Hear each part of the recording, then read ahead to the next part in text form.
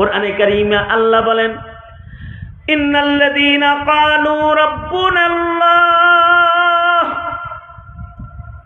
ইন্নাল্লাযীনা ক্বালু রাব্বুনাল্লাহ সুম্মা ইসতাকামু তাতানাজ্জালু আলাইহিমুল মালাইকা تتنزل عليهم الملائكة ألا تخافوا ولا تحزنوا وأبشروا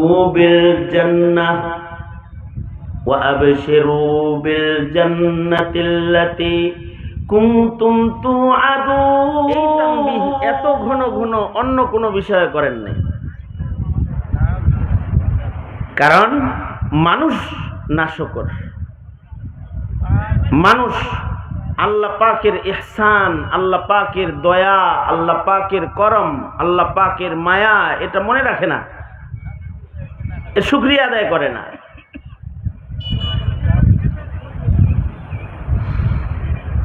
আল্লাহ তাআলা আল্লাহর কালামে তো এক জায়গায় মানুষকে নাশকর বইলা গালি দিছেন।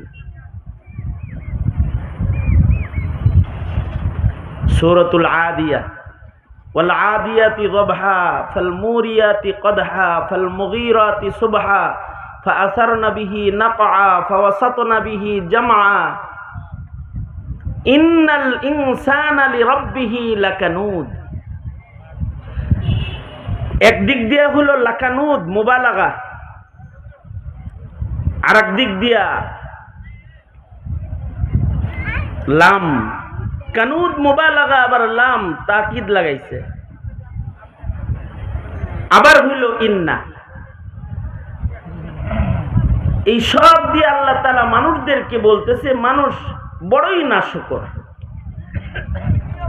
কত নিশ্চয়তার সাথে বলতেছে মানুষ বড়ই নাশকর, এবং এটা কসম করে বলতেছেন আল্লাহ তাআলা।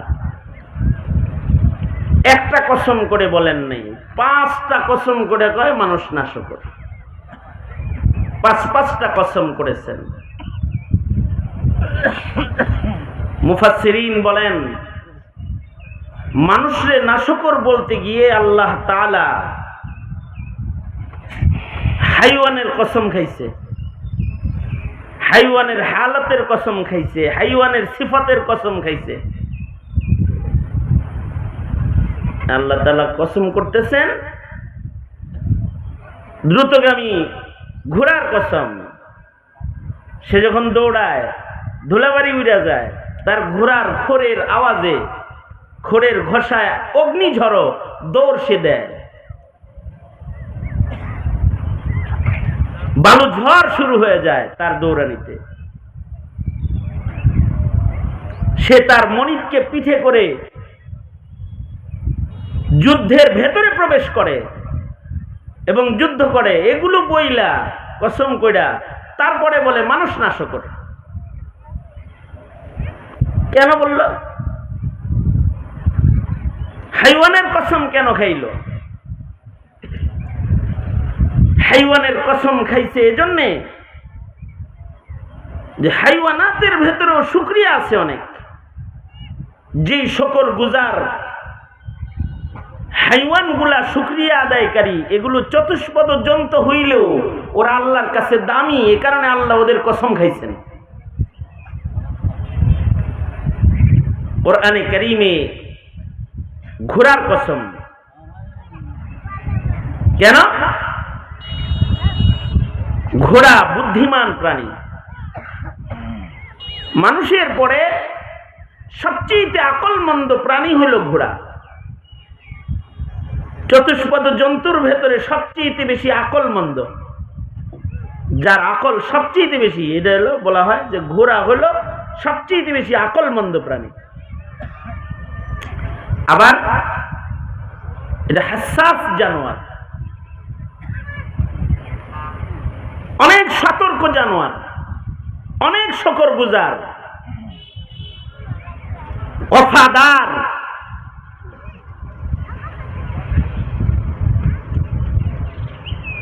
মনিবের বড় ভক্ত। ঘোড়া যদি ঘুমায় থাকে আর যদি তার মনিবের পায়ের আওয়াজ পায়, সে ঘোড়া মনিবের পায়ের আওয়াজ পাইছে যে তার মনিব আসতেছে, এই পায়ের আওয়াজ পাইলে সে আর শুয়ে থাকে না, দাঁড়ায় যায়, লেজে ধরে ওরে মুসলে ওঠা লাগে না, এই ওঠ ওঠ ওঠা।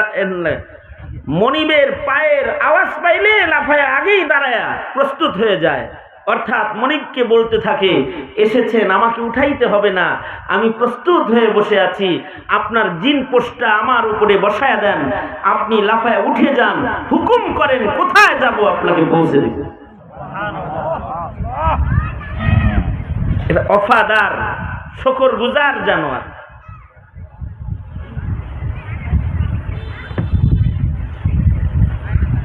এবং মনিবের বড় খায়ের খা জানোয়ার। মনিবের হুকুম পালন করার ব্যাপারে খুব বেশি চেষ্টা মুজাহাদা করনেওয়ালা জানোয়ার।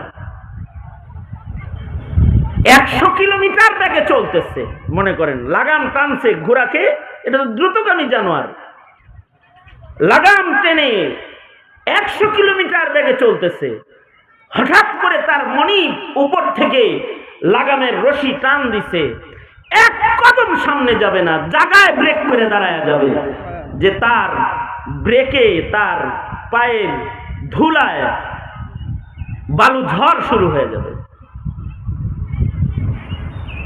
আবার এই ব্রেকটা করতে গিয়ে যদি তার লাগামের টানে নাক ছিঁড়া রক্ত বের হয়ে যায়, তারপরে উহাহ করবে না, জায়গায় দাঁড়ায় যাবে, সোজা দাঁড়াবে না, 2 পা উঁচা কইরা 2 পায়ের উপরে দাঁড়ায় যাবে, যেন ব্রেক করার কারণে তার পিঠে বসা মনিব যেন জমিনে পয়ড়া গড়ায়া ধুলায় পড়ে না যায়। যতক্ষণ ও মনিবের পিঠের উপরে বসা থাকবে, মনিবকে বাঁচানোর চেষ্টা করবে, যুদ্ধের ময়দানে তীর আসলে তীর নিজের গায়ে নিবে, মনিবের গায়ে লাগতে দিবে না। সৈন্য সামন্তের ভিড়ের ভেতরে প্রবেশ করে মনিবকে বিজয়ের মালা দেওয়ার জন্য সর্বাত্মক মেহনত করতে থাকে।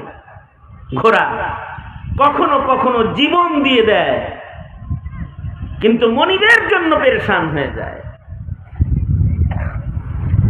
এই যে ওফাদারি, এই যে শুকরিয়া ঘোড়ার ভিতরে আছে। ঘোড়ারে তার মনিব কি খাওয়াইছে, কি দিছে? শুধু কয়েকটা খোল দিছে,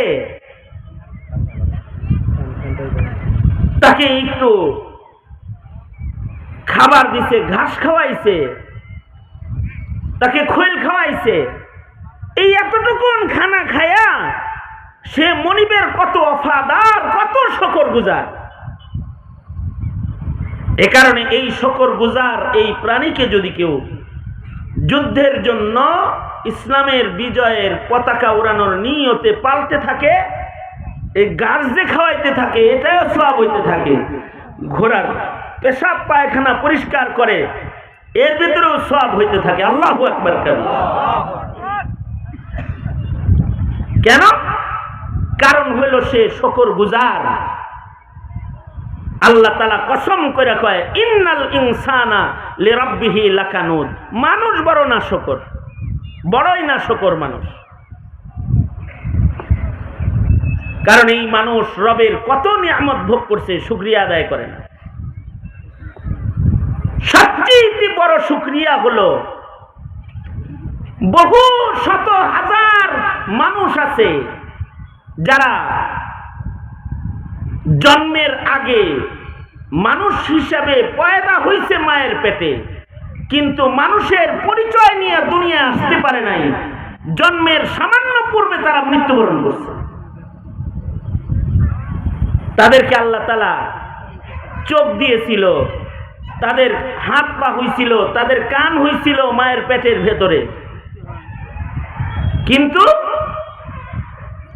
তারা এই তাদের পূর্ণতা মায়ের পেটে পাওয়ার পরেও এই পূর্ণতা নিয়ে দুনিয়ায় পৌঁছতে পারে নাই। এর আগেই তারা মারা গেছে।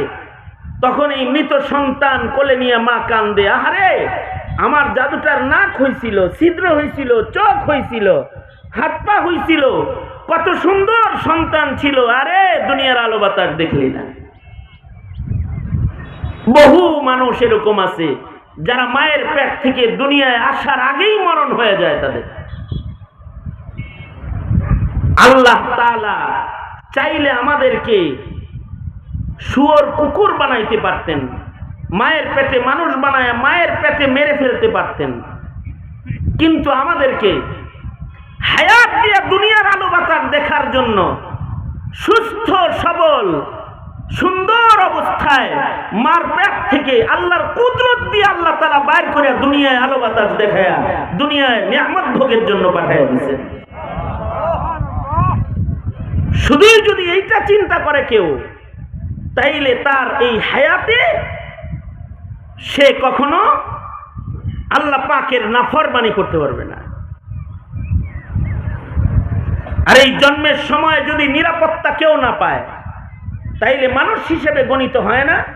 এ কারণে জন্মের আগে যদি কেউ মরে যায়, সে মানুষ হিসেবে গণা হয় না, তাই তার জানাজা হয় না, তাকে এরকম পেছনের মুসলিম কবরস্থানে তাকে দাফন করা হবে না, তাকে কাফন দেওয়া হবে না, তার মুসলিম নাম রাখা হবে না, নিরাপদে সে দুনিয়ায় পৌঁছে নাই, এই কারণে সে ময়লা হিসেবে গণিত হবে, তাকে বাঁশ ঝাড়ে কোথাও ফেলে দেওয়া হবে, মাটির নিচে পুঁতে রাখা হবে। এই যে একটা নিয়ামত, এই নিয়ামতের শুকরিয়া আদায় করতে হয়। হযরত ঈসা আলাইহিস সালাতু ওয়াস সালাম এই নিয়ামতের শুকরিয়া আদায় কইরা আল্লাহকে বলে, আল্লাহ জন্মের সময় যেমন নিরাপত্তা দিয়া মায়ের পেট থেকে দুনিয়ায় আনছেন, এই এদিকে তাকান মিয়া, মায়ের পেট থেকে দুনিয়ায় যেমন আনছেন নিরাপদ অবস্থায়, ওই রকম নিরাপদে আমাকে ঈমান নিয়ে কবরেও পৌঁছায়েন, আমাকে নিরাপদে হাসরের কঠিন দিনে নিরাপদ জায়গায় দাঁড় করে দেন। সুবহানাল্লাহ। হযরত ঈসা আলাইহিস সালাম এই দোয়া করতেছেন যেদিন পয়গম্বরকে মায়ের দোলনায় আল্লাহ জবান খুলে দিছে, আল্লাহর কাছে উনি চাইতেছে, আসসালামু আলাইয়া ইয়াউমা উলিদতু ওয়া ইয়াউমা আমুতু ওয়া ইয়াউমা উবআসু হাইয়া, আসসালামু আলাইয়া ইয়াউমা উলিদতু ওয়া ইয়াউমা আমুতু ওয়া ইয়াউমা উবআসু হাইয়া। আল্লাহ সালামতি হয় আমার উপরে জন্মের পরে, মরণকালে এবং হাসরে। এই তিন সময়ের সালামতি যাদের হবে, তারা সালামতির সাথে আল্লাহর জান্নাতে চলে যেতে পারবে, নিরাপদে আল্লাহর জান্নাতে তারা চলে যাবে। এই তিন সময় যদি নিরাপত্তা হয়, এই একটা নিরাপত্তা আমরা পাইয়া গেছি যে নিরাপদে দুনিয়ায় চলে আসছি, চোখ আছে দেখতেছি, কান আছে শুনতেছি, পা আছে চলতেছি, হাত আছে কাজ করতেছি, বসে আছি, আকল আছে বুঝতেছি, কত নিয়ামত। যদি মরে যাইতাম এই নিয়ামত গুলো পাইতাম না। গতকালকে যারা মরে গেছে তারা কিছু নিয়ামত থেকে বঞ্চিত হয়ে গেছে, আজকে আপনি আমি বাঁচা আছি, আপনি আমি কিছু নিয়ামত অতিরিক্ত পেয়ে গেছি। কেউ যদি নিয়ামতের শুকরগুজার হয়, শুকরগুজার হইলে সে আল্লাহর মাহবুব বেশি হয়ে যায়। এই যে হায়াতের সময়গুলা সে পাইল, এগুলো প্রতিটা সেকেন্ড নিয়ামত আল্লাহ পাকের, এইটার একটা শুকরিয়া আছে, প্রতিটা সেকেন্ডের একটা শুকরিয়া আছে। আল্লাহর রাসূলের কাছে এক সাহাবী আসছে, আয়েশা বলে, ওগো আল্লাহর নবী, আমার পরিচিত দুইজন মারা গেছে, একজন রমজান মাসে মারা গেছে। রোজার মাসে, রোজার মাসে জান্নাত খোলা থাকে না, দোজখ বন্ধ থাকে না, আল্লাহ পাকের রহমত প্রশস্ত থাকে না। একজন রোজার মাসে মারা গেছে 1 বছর আগে, আর আরেকজন মারা গেছে রোজার মাসের পরে 1 বছর পরে মারা গেছে। রোজার মাস আসার আগে। একজনের মৃত্যু হইল 1 বছর আগে, আরেকজনের মৃত্যু হইল 1 বছর পরে, একজনের মৃত্যু হইল রোজার মাসের ভেতরে, আরেকজনের মৃত্যু হইল রোজার মাসের 1 বছর পরে, রোজার মাসের বাইরে। কিন্তু আল্লাহর নবী যে আগে মারা গেছে সে না আগে জান্নাতে যাওয়ার কথা, কিন্তু আমি স্বপ্নে দেখি যে আগে মরছে ও পরে এখনো ঢুকতে পারে নাই, কিন্তু যে পরে মারা গেছে সে আগে জান্নাতে চলে গেছে। আল্লাহু আকবার। এইটা কেমনে সম্ভব হইল? ও তো জান্নাত খোলা অবস্থায় মারা গেল, আগে মারা গেল, তো আগে মরছে তো আগে জান্নাতে যাব না, কিন্তু ও মারা গেল পরে, কিন্তু জান্নাতে গেল আগে। এটা কেমনে হইল? এটা দেখছি। আল্লাহর রাসূল বললেন ঠিকই তো দেখছো। সাহাবীকে আল্লাহর নবী বললেন ঠিকই তো দেখছো, সে তো আগে জান্নাতে যাবে, কারণ তার হায়াত নামক নিয়ামত বেশি, তার জীবনে তাকবীরে উলা বেশি, তার জীবনে জিকির বেশি, তার জীবনে নামাজ বেশি, তার জীবনে ইবাদত বেশি। এ কারণে সে পরে মইরা বেশি ইবাদতের কারণে আগে জান্নাতে চলে গেছে। এ কারণে আল্লাহর নবী বলেন সে ভাগ্যবান যার হায়াত লম্বা এবং তার হায়াতে আমল আছে, যার হায়াতটা নেক হায়াত। গর্ব করে কয় আমার বয়স 99 চলে, আমার 104, গল্প করে আমি 104 বছর গোনার ভেতরে সফলতা নয়,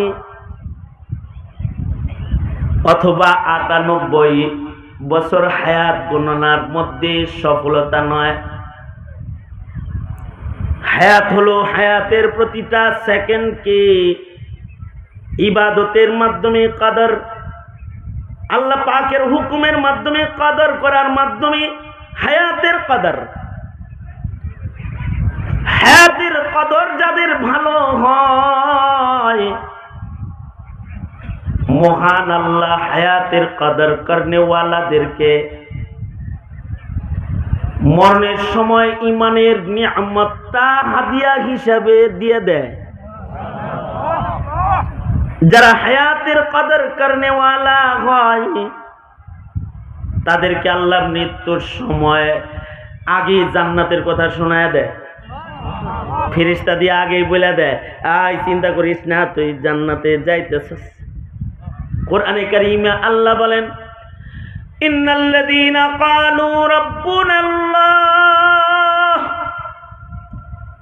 ইন্নাল্লাযীনা ক্বালু রাব্বুনাল্লাহ সুম্মা ইসতাকামু তাতানাজ্জালু আলাইহিমুল মালাইকা تتنزل عليهم الملائكة ألا تخافوا ولا تحزنوا